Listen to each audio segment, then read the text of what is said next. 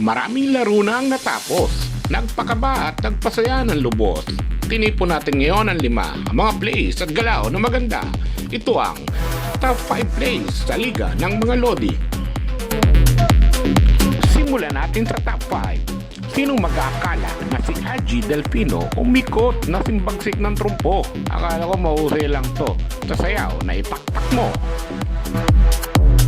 Numero 4 tayo, ang court-to-court banat ni Jad Pilapil. Talaga naman madami ang di makapagpigil. Ang pogi na ang husay pa.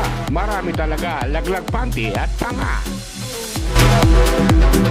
Number 3 mga Lodi, ang end 1 play na di pwede palagpasin. Naghang time at nagpapansin. Zaldi Alvaro nagpasabit at bumitin. Huwag kumurap at kailangan ang dalawang tingin. Next, ang salutatorya ng listahan. Hindi pa huhuli syempre ang ating kumpare. All the way na drive, Euro at lay ng ating kaibigan na si Ray.